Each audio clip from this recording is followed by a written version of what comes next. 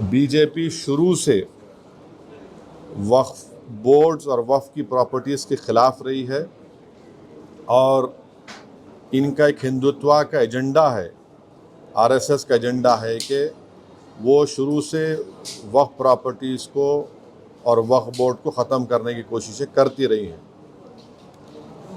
तीसरी बात यह है कि अब जो मीडिया के रिपोर्ट्स के ऊपर मैं अपना ये रिएक्शन दे रहा हूँ कि एक बार किसी प्रॉपर्टी को वक्फ डिक्लेयर कर दिया गया तो हमेशा वक्फ रहता है।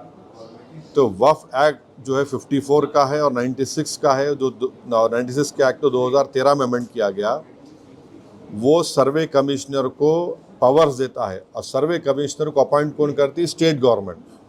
तो सर्वे कमिश्नर वक्फ प्रॉपर्टीज आइडेंटिफाई करता, उसके बाद लिस्ट ऑफ वक्फ प्रिपेयर होती है सर्वे कमिश्नर की तरफ से, और वो सर्वे कमिश्नर जो स्टेट गवर्नमेंट का अपॉइंटी है उसको स्टेट गवर्नमेंट को भिजाता और स्टेट गवर्नमेंट गज़ीट नोटिफिकेशन इशू करती है।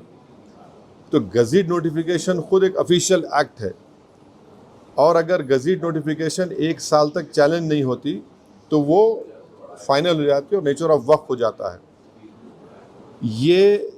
इसको ये लोग चेंज करना चाहते हैं, यानी जो पहले से वक्फ हो चुकी हैं प्रॉपर्टीज़, अब दोबारा उनको इस्टेब्लिश करना पड़ेगा कि ये वक्फ है। ये इम्पॉसिबिलिटी है। दूसरी बात यह है कि गज़ीट का जो कंक्लूसिव नेचर है उसको आप डाइल्यूट करना चाह रहे हैं। माने अब कई लोग वक्फ की प्रॉपर्टीज़ में इंक्रोचर्स है, इलीगल तरीके से वहाँ पर है, तो इनको एक मौका मिल जाएगा कि वो वक्फ प्रॉपर्टीज़ को बोलेंगे कि हमारी प्रॉपर्टी है, प्राइवेट वक्फ की प्रॉपर्टी नहीं है। और कोई भी प्रॉपर्टी में ये झगड़े होते कहीं ना कहीं, तो उसको एक एंक्रोचर्स को एक मौका मिल जाएगा। तीसरा न्यूज़ रिपोर्ट ये बोलता है कि अमेंडमेंट इन एस्टेब्लिशमेंट और कंपोजिशन ऑफ वक्फ बोर्ड। तो ये एक्ट खुद ये बोलता है कि हर स्टेट में एक वक्फ बोर्ड होना चाहिए और बोर्ड रिस्पॉन्सिबल होगा उसके एडमिनिस्ट्रेशन और मैनेजमेंट ऑफ वक्फ प्रॉपर्टीज़ के लिए। अब अगर आप अमेंडमेंट करेंगे establishment and composition of Waqf board में तो एक एडमिनिस्ट्रेटिव क्योस होगा, loss of autonomy Waqf board का होगा और ये गवर्नमेंट का जो कंट्रोल है वक्फ बोर्ड के ऊपर, गवर्नमेंट का कंट्रोल बढ़ेगा तो वक्फ के इंडिपेंडेंस पे एक बहुत बड़ा असर पड़ेगा। चौथी बात उसमें यह है कि वक्फ ट्रिब्यूनल्स है। अब ये जो मीडिया रिपोर्ट ये बोल रहा है कि गवर्नमेंट इन ट्राइब्यूनल्स को डाइल्यूट करना चाहती है। अब ये ट्राइब्यूनल्स के पावर्स को आप डाइल्यूट कर देंगे तो फिर ये केसेस का क्या होगा? इनएफेक्टिव इन्फोर्समेंट होगा। पांचवी बात जो मीडिया रिपोर्ट्स के ऊपर मैं बोल रहा हूँ आपको, इसमें लिखा गया कि अगर कोई डिस्प्यूटेड प्रॉपर्टी है तो डिस्प्यूटेड प्रॉपर्टी का ये लोग बोलेंगे नहीं, प्रॉपर्टी डिस्प्यूटेड है, इसका सर्वे हम कराएंगे। अगर कोई प्रॉपर्टी डिस्प्यूट है तो उसका फैसला जुडिशरी करती। यहाँ पर मोदी हुकूमत डिस्प्यूट क्रिएट करेगी, उसका सर्वे कराएंगे। अब सर्वे एग्जीक्यूटिव कराएगा या सीएम कराएगा या बीजेपी कराएगी। अब जाहिर नतीजा क्या निकलेगा आपको मालूम।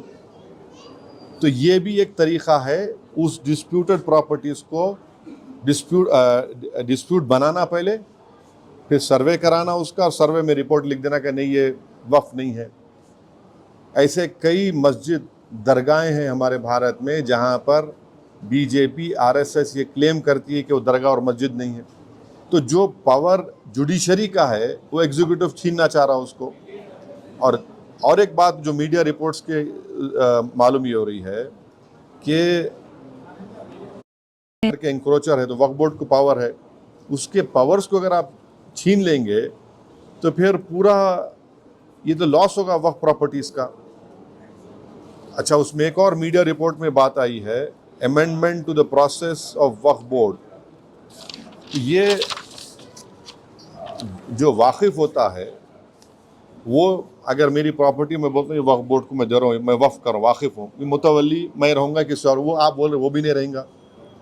तो बेसिकली ऑल इन ऑल ये जो है ये पूरे इस तरह का, अगर ये मीडिया रिपोर्ट सही है तो मोदी सरकार ये चाह रही है कि पूरे वक्फ बोर्ड की प्रॉपर्टीज़ को छीन लिया जाए, इनको मुसलमानों से छीन लिया जाए, और वो थ्रेटन कर रहे हैं वक्फ की प्रॉपर्टीज़ का जो कंट्रोल है वक्फ बोर्ड्स के ऊपर, ताकि उसमें तमाम लीगल एम्बिग्यूटीज़ पैदा हो जाना, और इससे और वक्फ की प्रॉपर्टीज़ का नुकसान होगा।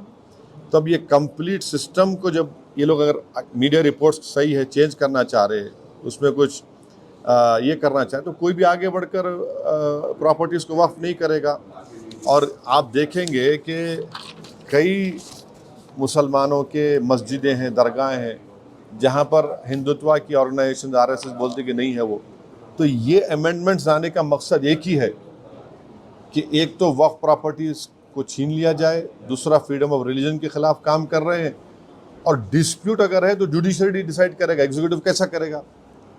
तो ये चीज़ें हैं जिसका हम अपोज करते हैं इसको। Sir, the proposed amendments also say that it aims to enhance inclusivity of by ensuring women's representation on the Central Waqf Council and the state boards. How do you see this? See, this is the real reason of doing it is not that. The real reason is a interference in freedom of religion and the reasons which I have just mentioned to you. Sir, इस bill के जरिए state में और central में जितने भी problems है land में, ये सारे मसाइल अभी हो जाएंगे। ये क्या कैसा क्या हल हो जाएंगे? नहीं, क्या हल? देखिए, उसमें आप मीडिया रिपोर्ट पढ़े, उसमें जो डिस्प्यूट है प्रॉपर्टी में उसका सर्वे कराएंगे। आप कौन होते हैं भाई? डिस्प्यूट है तो जुडिशरी डिसाइड करेंगे। आप कौन होते करने वाले उसको? आप होते कौन? आप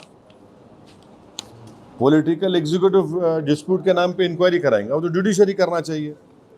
मकसद एक ही है कि वक्फ प्रॉपर्टीज़ को मुसलमानों से छीन लिया जाए। ये इनका जो शुरू से आरएसएस कोशिश कर रही है, इनका आरएसएस बोलती आ रही 70 साल से, बीजेपी उससे पहले जनसंघ बोलती आ रही है। तो ये तो डायरेक्ट सोचना पड़ेगा, ये जो अलाइज है बीजेपी के, क्या वो मुसलमानों के वक्फ प्रॉपर्टीज़ को छीनना चाहेंगे? जो पॉलिटिकल पार्टीज बीजेपी को सपोर्ट कर रही है, इनको सोचना चाहिए क्या होगा बिहार में। इमारत शरिया की जो जायदादें छीन लेंगे क्या आप? आंध्र प्रदेश में वक्फ प्रॉपर्टी से क्या करेंगे? छीन लेंगे क्या आप उन लोगों को? ये तो उनको सोचना चाहिए, लोग जो सपोर्ट कर रहे हैं बीजेपी को। सर, इसी सरकार में बिहार से नीतीश कुमार भी जुड़े हैं। मैं बोल दिया ना, अब यही बात रिपीट मत करो, जो नहीं बोला पूछो आप। Sir, will you appeal the India Bloc Alliance to oppose the bill? No, see, I have said what I have to say. It is for I cannot speak for other political formations or political parties. Okay.